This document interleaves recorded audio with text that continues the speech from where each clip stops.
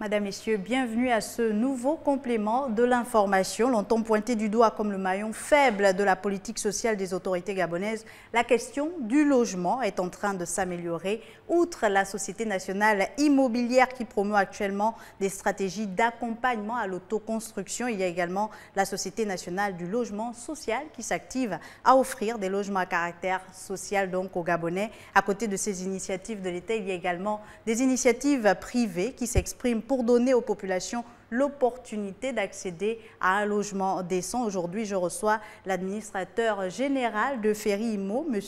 Pierre-Hendrix Ondondo. Bienvenue sur Gabon 24. Merci. Alors, d'entrée de jeu, comment cette aventure a commencé? Pourquoi s'intéresser à la question du logement?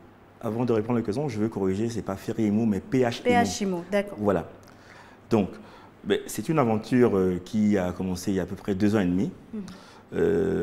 À l'époque, en tant qu'administrateur général d'une holding de construction, je me suis dit, bon, je travaille en Afrique centrale, en Afrique de l'Ouest, mais on n'a pas d'activité au Gabon, on ne fait rien au Gabon. Et je me suis assis, je me dis, qu'est-ce que je pourrais faire pour mon pays?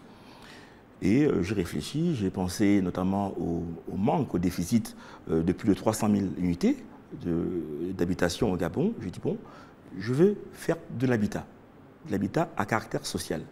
À ce moment-là, je n'ai pas voulu contacter des multinationales. Vous savez, les multinationales ne sont pas très flexibles au niveau des prix. Donc, j'ai vu dans mon network, dans mes contacts, qui je pouvais contacter en termes d'entreprises sérieuses et de moyenne taille. Donc, un de mes collaborateurs, un Américain d'ailleurs, qui m'a mis en contact avec M. Jerry Pedeltley, un Autrichien, un Australien, qui a une société de construction. Donc je l'ai contacté et j'ai dans un premier temps présenté le Gabon, présenté les opportunités qui pouvaient s'offrir à son entreprise en termes d'habitat, en termes d'affaires en général. Et il a accroché. Il a accroché. Donc c'est un peu le fruit de cette collaboration. Exactement, exactement, qui a débuté il y a 2 ans et demi. 2 ans et demi. Donc, il était question, dans un premier temps, de développer 4 types de logements, typiquement pour le Gabon, parce que j'avais remarqué également que dans l'habitat, pour des entreprises étrangères qui venaient construire, que ce soit en Afrique centrale et l'Ouest, ils importaient et la technologie et les plans. Cependant, nous savons très bien que la culture de l'habitat, selon les pays, selon les régions, varie, effectivement. Donc, nous avons travaillé là sur 4 types de logements. Donc, un logement de 3 chambres, donc un F3, 2 de 3 chambres et un duplex de 4 chambres. Okay? Donc, après avoir notamment développé ces plans, il était question pour moi de me tourner auprès des autorités, de leur présenter le projet, pour que ces logements soient accessibles à la plupart des Gabonais. Bien sûr. Donc, à ce moment-là, j'ai présenté notamment à certaines autorités le projet, les produits, en leur expliquant que c'était des logements qui pouvaient être acquis à moindre coût, déjà, solides et notamment adaptés à notre climat. Et c'est peut-être là la prochaine question que j'allais vous poser. Certes, on a vu votre première maison qui a été visitée récemment. Oui. Les délais de construction étaient de 25 jours, exactement, donc moins d'1 mois. Est-ce que, comment déjà on peut parvenir à construire une maison en moins d'1 mois, donc à 25 jours? Et est-ce que finalement, cette maison répond aux normes internationales? Mais bien sûr. Déjà, avant de rentrer dans les détails de la profession, moi, quand j'ai consulté cette entreprise, donc SWL, la société australienne de construction, j'ai fait mes recherches. Et vous savez, c'est une société qui a la plupart, donc 70% des activités sont en Indonésie. Et quand on compare les climats de l'Indonésie et du Gabon, les climats sont similaires. Ça, c'est de 1. De 2, comment pouvons-nous atteindre ces délais courts de livraison? J'ai apporté avec moi ici un échantillon un morceau de mur, pour vous expliquer de quoi cette maison est faite. Vous avez, traditionnellement, on utilise ce qu'on appelle la brique. La brique. Qui est faite de ciment. De ciment et de sable. Voilà. Donc, nous avons gardé le ciment et nous utilisons un produit donc, qui est le liège pour faire le coupe-feu. Hein, c'est-à-dire, en dehors du ciment, il y a du liège pour apporter une résistance aux flammes. Donc, Okay? le liège qui est là pour stopper en cas de risque d'incendie. Exactement. Donc, au lieu d'avoir des briques conventionnelles, nous allons utiliser ces panneaux. Bon, ça, c'est juste des petits morceaux de mur que j'ai pris, mais les panneaux font un peu moins de 2 mètres 50. Hein, 2 mètres 50 en hauteur et 70-75 cm en largeur. Donc, un peu moins de 2 mètres carrés. Okay? Donc, après avoir construit le soubassement, comme on le fait de manière traditionnelle, okay, nous posons ces panneaux. Et vous voyez, quand on prenait un mur traditionnel, où vous allez avoir besoin de 400 briques, 300 briques, nous allons utiliser 3-4 panneaux. Et ça permet de gagner en temps. Exactement. Exactement. Donc, c'est pour ça que le logement que vous avez vu, le premier logement témoin, qui est le premier de 4, donc 3 autres vont suivre dans les prochaines semaines, on peut le monter d'abord, c'est-à-dire le soubassement a été fait et en 2 jours, la maison a été montée. Donc, le reste du temps, ce sont les finitions. Et donc, ce premier logement a combien de chambres? Vous nous avez parlé de 4 types de maisons. Oui, le logement qui est actuellement visible à l'Ambra est de 3 chambres. Donc 3 chambres, 2 douches, toilettes visiteurs. Donc d'une superficie de 126 mètres carrés. Effectivement. Alors, on imagine la collaboration avec l'État a été à quel niveau? Est-ce que c'est dans l'octroi de terrain? Est-ce que c'est dans... Comment ça s'est fait? Non, mais écoutez, quand j'ai rencontré le ministre d'État, ministre en charge de l'habitat, j'ai présenté le projet et je lui ai fait comprendre que ce projet me tenait à cœur. Ce n'est pas, je ne le fais pas pour devenir riche, mais pour faire quelque chose de bien pour mon pays. Donc vous avez une vision sociale également. Exactement, exactement. Et j'ai demandé à l'État de mettre à ma disposition l'espace et de m'accorder des facilitations fiscales et douanières pour que ces facilitations-là puissent avoir un impact conséquent sur le prix d'acquisition. Et ce faire, j'ai demandé à l'autorité du ministère de l'Habitat de m'accorder un espace de 2000 m² pour que je puisse, dans un premier temps, à mes frais, construire les 4 types de logements. Témoins. Okay? Qui ne sont pas commercialisables. Qui ne sont pas commercialisables. Juste pour que les autorités, pour que les Gabonais puissent venir apprécier. Apprécier pourquoi? Parce que ce ne sont pas des plans qui sont figés. Okay? Dans les visites que nous avons des suggestions. Et nous allons tenir de toutes les suggestions pertinentes. Je prends un exemple. Nous avons 30 personnes qui visitent une maison et 25 nous disent que bon, la marche est trop haute.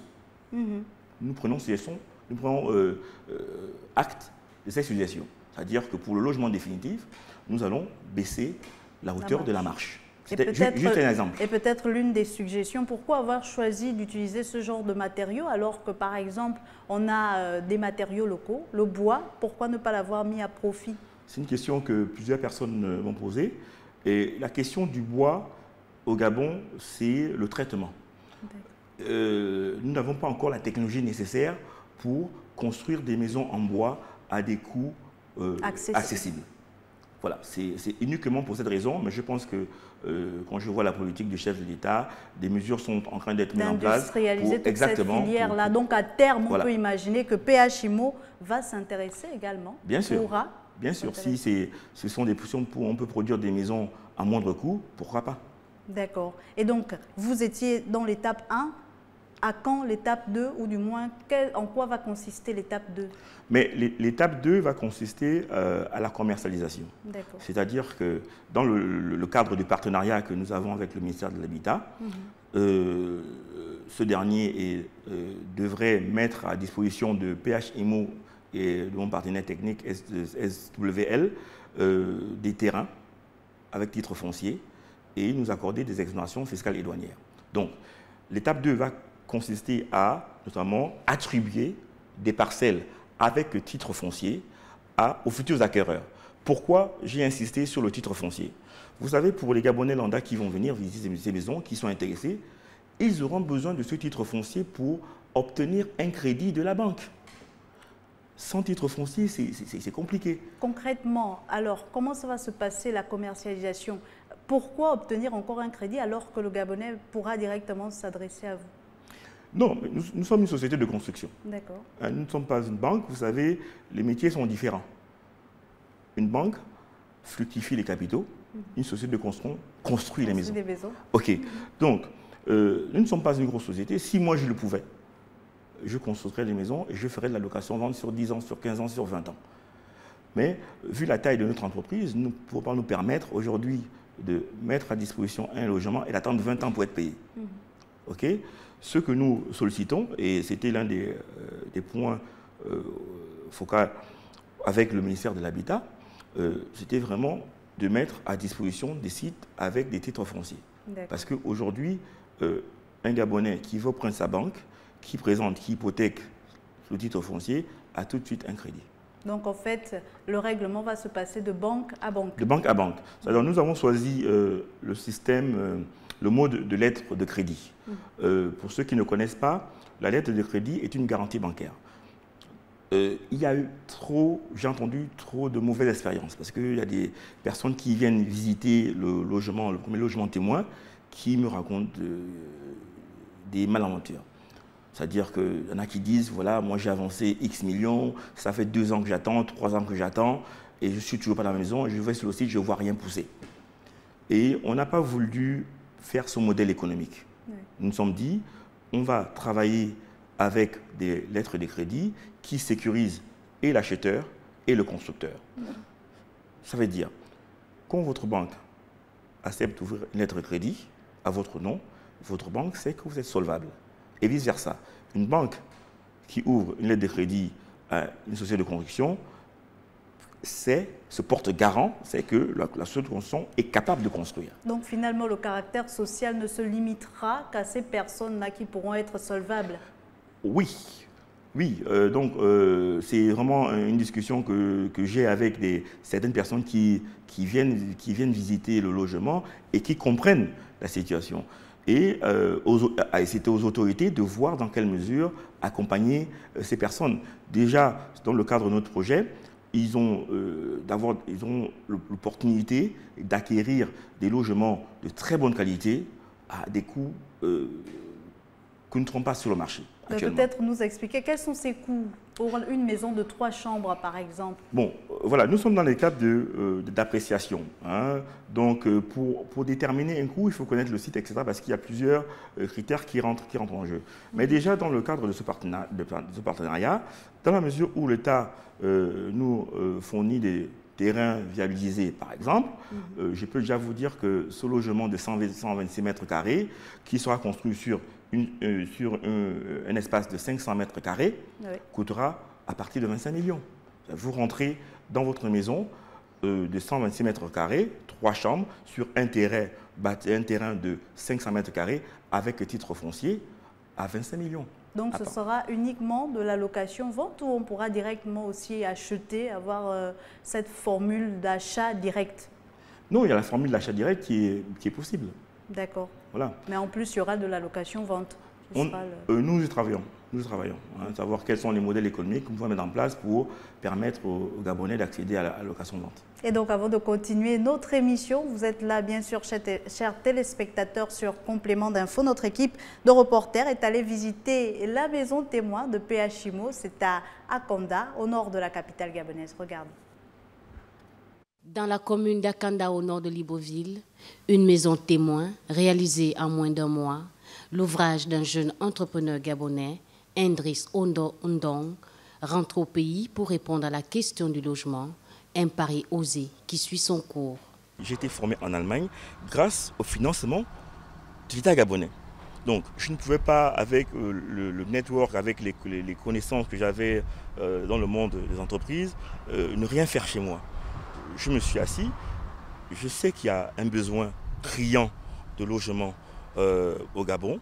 j'ai contacté pas une multinationale, une société de moyenne taille pour leur présenter le Gabon, présenter les opportunités et demander de m'accompagner dans ce projet. La qualité incomparable d'une construction, un exemple concret de ce que la PME gabonaise peut réaliser. Ici, la spécificité est le temps de livraison.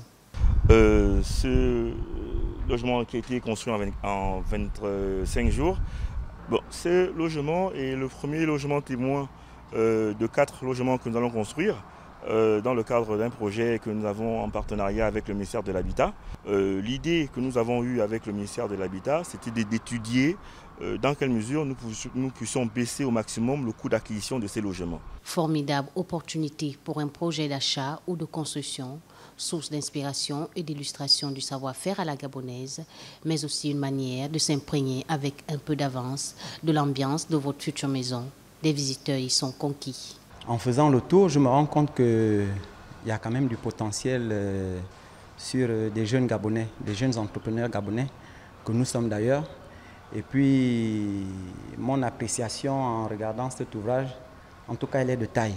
La maison témoin d'Akanda propose un aménagement type, flexible, avec la possibilité de l'adapter selon les goûts du client. La PME, engagée dans le logement, compte dans les prochains jours lancer un vaste chantier sur le territoire national. Alors, vous êtes sur Complément d'info, si vous nous rejoignez à l'instant. La question du coût est revenue encore dans le reportage. Est-ce que, quand même, M. Pierre Hendrix, vous comptez à terme 25 millions, c'est déjà pas mal, mais est-ce que vous comptez baisser les coûts et en fonction de quoi? Bien sûr, c'est réfléchi. Ces coûts ne pourront que baisser dans la mesure où, dans un premier temps, pendant la période de formation, vous savez, ce sont des matériaux qui sont importés, donc on va former la main-d'œuvre locale. Okay. Donc, quand nous faisons venir la main-d'œuvre étrangère, c'est un coût. Okay. Donc, en formant la main-d'œuvre locale, au fur et à mesure que le projet va avancer, ces coûts vont diminuer parce que ce sont les Gabonais à terme qui construiront ces maisons. Okay, donc le coût va diminuer. Donc le projet a également à terme l'ambition d'offrir de l'emploi à des jeunes Gabonais? Bien sûr, d'après l'étude que nous avons actuellement, pour la réalisation de ce projet, il sera créé 505 emplois directs. D'ici à quand? D'ici 2019, d'ici 2020? D'ici la fin de l'année, dès que nous commençons le premier lot de 50 unités, parce que c'est un projet certes de construction de 1000 logements, mais nous allons construire par lot de 50. Okay. Quand nous commençons 50 par an? Non, 50 tous les... c'est-à-dire que pour la division de 50 unités, nous avons besoin de 2 mois maximum. Wow. Pour construire 50 maisons avec une équipe donc, de 500 personnes sur le terrain, nous avons besoin d'1 mois et demi, 2 mois. 1 mois et demi, 2 mois. Ouais. On aimerait savoir également, est-ce que la question de l'environnement, c'est une question d'actualité? Est-ce que ces logements répondent à ces défis environnementaux? Bien sûr. Est-ce que vous y avez pensé? Bien sûr, bien sûr. Parce que vous savez, quand on monte un projet chez soi, on connaît les mentalités, on connaît la culture. Et j'invite même sur ce plateau, j'ai l'honneur d'inviter donc les responsables de la Direction générale de l'environnement à se rapprocher notamment de nos bureaux au Lomé ou sur le site pour mener les études nécessaires et nous faire part des différents résultats. Est-ce qu'il n'y a pas eu une étude d'impact au préalable? Vous comptez la faire après? L'étude d'impact sera faite sur le site qui nous sera attribué. D'accord, pour les maisons commercialisables. Voilà, exactement. Et un détail que je tiens à rajouter, lors du séjour de mes partenaires, ils se sont rendus compte qu'il y avait un problème, pas dans tout Libreville, mais un problème d'adduction d'eau. Hein? Donc, nous sommes donc arrivés à la conclusion de construire pour chaque lot de 50 unités livrées un forage pour les zones où il n'y aura pas encore, qui ne seront pas encore connectées à un réseau d'eau. Donc, nous allons construire un forage pour permettre aux personnes qui rentrent dans ces maisons d'être fournies en eau potable. Et ces travaux ne vont pas impacter sur le coût de la maison? Non, vous savez, vous savez, les Gabonais aujourd'hui, si on vous dit qu'on rajoute 200 francs sur une maison, parce qu'il il faut mettre de l'eau, les Gabonais vont payer 200 francs CFA pour avoir de l'eau. Voilà, c'est ça. Alors, comment ça va se faire si un Gabonais acquiert une maison de 3 chambres, par exemple, mais qui veut l'adapter selon ses besoins et en fonction de son terrain, du terrain dont il va disposer? Est-ce qu'il va revenir vers vous comme une sorte de service après-vente ou bien est-ce qu'il pourra se tourner vers d'autres PME? Très bonne question. Il y a deux possibilités. Nous avons nous allons voir un modèle qui sera bien déterminé après avoir pris compte de toutes les suggestions. Donc, nous allons vendre ce modèle tel quel. OK? Maintenant, si quelqu'un veut mettre une piscine, veut agrandir la cuisine, etc., c'est possible. Nous faisons une étude et nous proposons un devis et puis nous faisons les travaux. Après, si il désire travailler avec une entreprise locale, il faudrait voir, on pourra donner des conseils. Alors, on a vu la maison témoin. On imagine que la suite, c'est donc déjà de livrer les 4 maisons témoins. Exactement. Et après, les maisons commercialisables. Mais pour les maisons qui seront donc à commercialiser, est-ce que vous avez déjà identifié des sites à Libreville et peut-être à l'intérieur du pays? Parce que la question du logement, elle est nationale. Bien sûr. Le ministère de l'Habitat a identifié un site, bon, plusieurs sites, et il cherche à nous allouer le meilleur site. Parce qu'aujourd'hui, vu le besoin, le ministre d'État veut des résultats. Donc, j'ai fait part à monsieur le ministre d'État que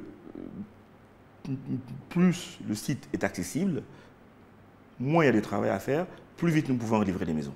On a vu la maison témoin à l'écran, mais est-ce que vous pouvez rassurer les Gabonais sur la garantie qu'effectivement ils seront logés dans des conditions décentes, que cette zone d'Akanda, on le sait, on enfonce une porte ouverte, a quelquefois connu des périodes d'inondation. Est-ce que vous avez pris le temps de baliser le terrain, de viabiliser le terrain pour que ces populations soient à l'abri de ces intempéries?